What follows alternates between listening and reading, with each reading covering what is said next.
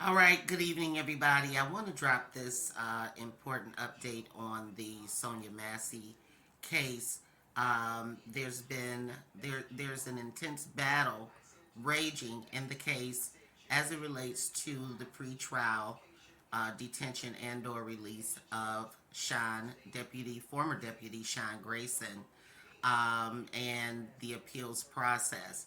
So I want to give you this information, but because the courts have essentially locked the public out of the proceedings and they continue to deny media coverage. The requests are continuing to come in, trying to get access to the trial. However, the judge continues to deny those requests as even as late as January the 21st of 2025. But in that, the courts have effectively locked this case out of the scrutiny of the public eye.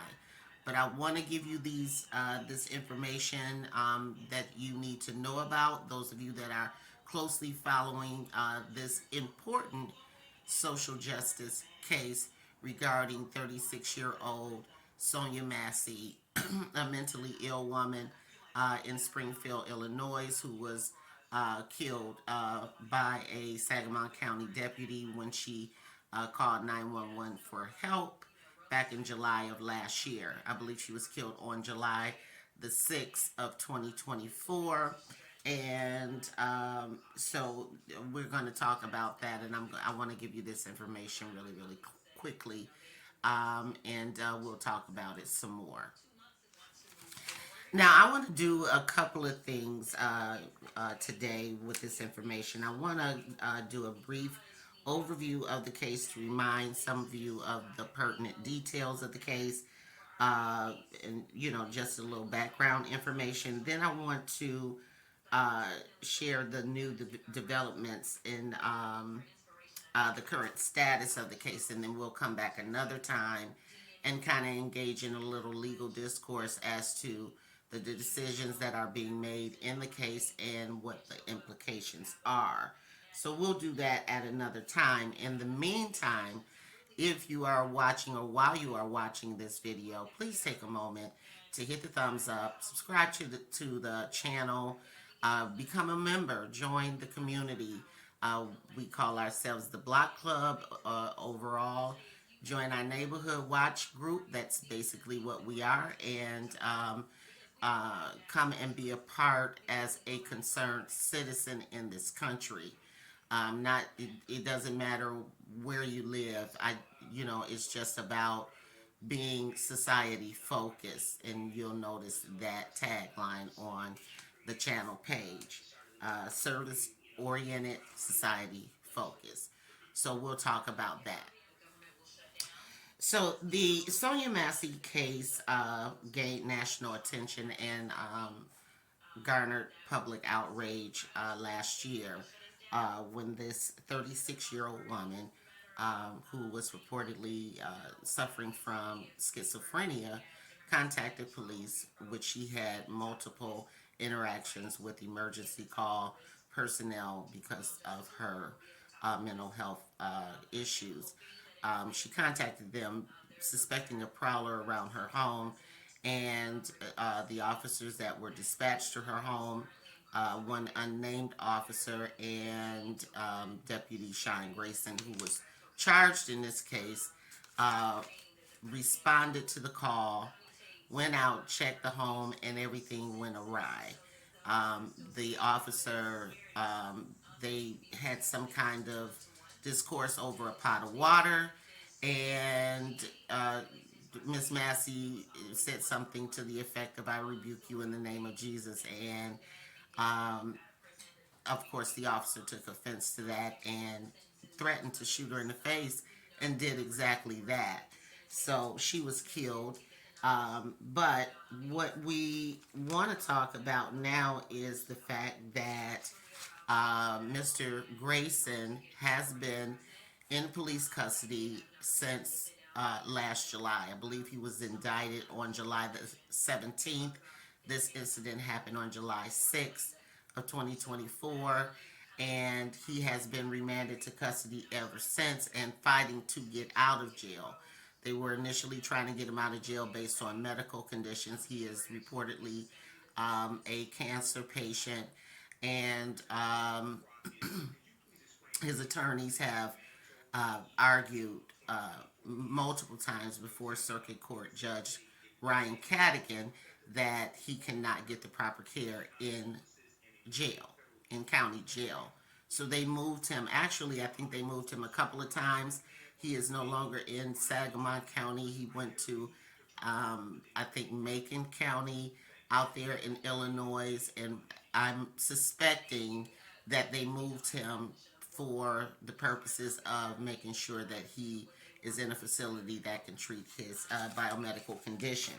However, this has been an ongoing battle as it relates to Sean Grayson trying to get out of jail.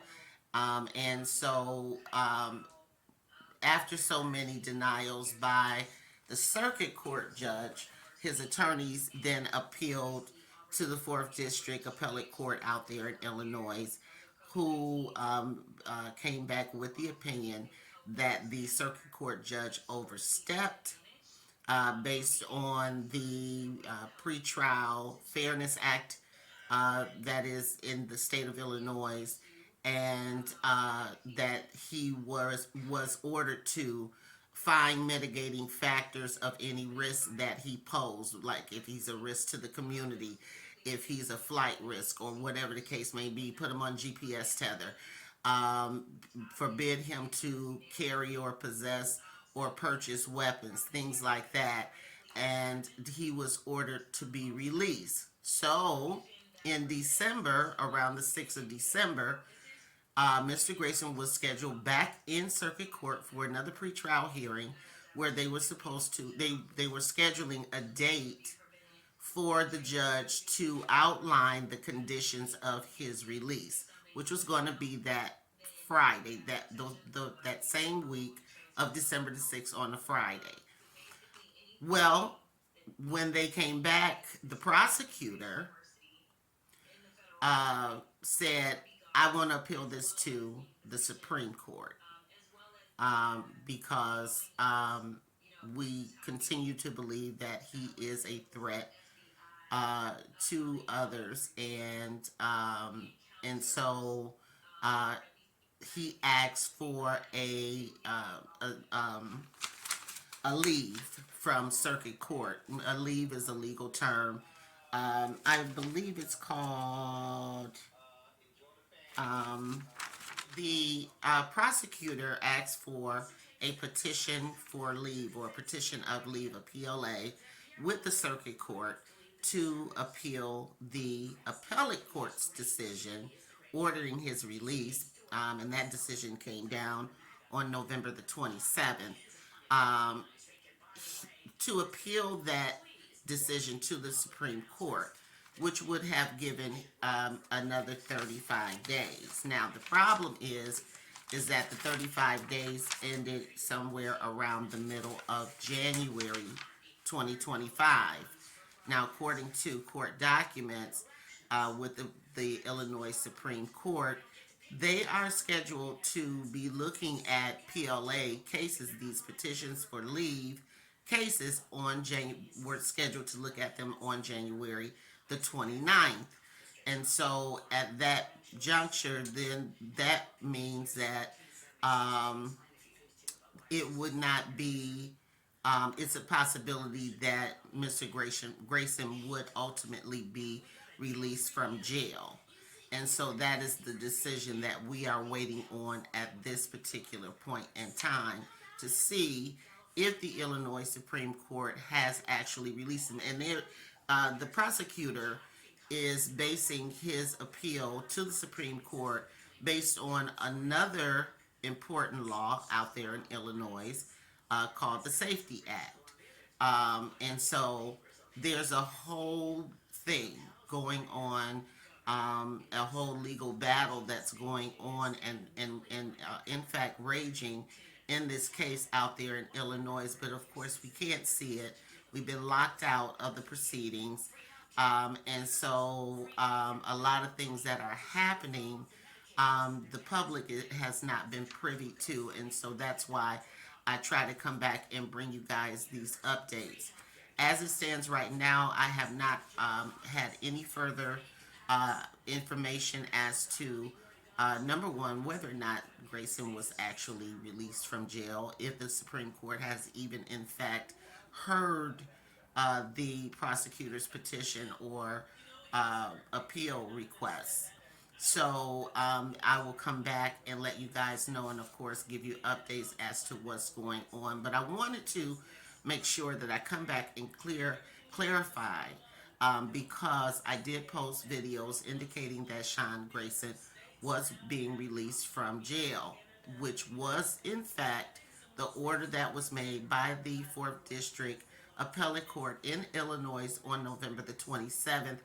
The circuit court, the lower court, had 35 days to release him and come up with conditions that would mitigate or reduce any risk that they were claiming he may pose to the public. And that was only one issue. The deeper issue is that the appellate court also indicated that the circuit court judge overstepped, that the ruling to not allow him pretrial release was in error based on the pretrial release fairness act, I believe it's called, in Illinois. So we have a lot to talk about. And we need to look over these appeal decisions and things like that, so that, of course, we want to gain a better understanding of the legal process and how these things work. Every state has a judicial structure.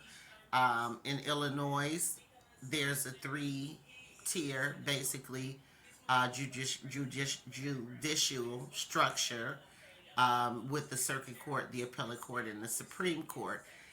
Here in Michigan, we have district court, then the circuit court, appellate court, and the Supreme Court. So we have a four-tier system here in Michigan. However, it does help us to learn how to gain, or helps us gain understanding as to how the court systems work, and have a broad idea of how these cases are handled in the court system. And I think that is very important for public knowledge, public information. This is why a lot of people fight for being allowed to have these court cases viewed by the public. It is not just for educational purposes, it's also for accountability and all of those types of things. So it's very, very important, and it's very serious. The other major development in this case is that the Department of Justice has closed its investigation into the Sangamon County Police Department and any accusations of discrimination and all of those types of things. So we have a lot to talk about on this case. And again, like I said, we will be continuing to come back to discuss them any further. In the meantime, again, thank you and welcome to all of our new subscribers, our new members. Welcome to the neighborhood over here at Community Advocate Network. Again, we're just a concerned citizens group, and we take a look at these cases and try to dissect them, try to learn, gain information, and hopefully hold people in positions, especially elected positions, accountable to the citizenry. So it's very, very important, and I welcome you to join us in these important conversations and other things that as these cases develop and progress. So thank you so much, and I will talk to you soon. Have a good one.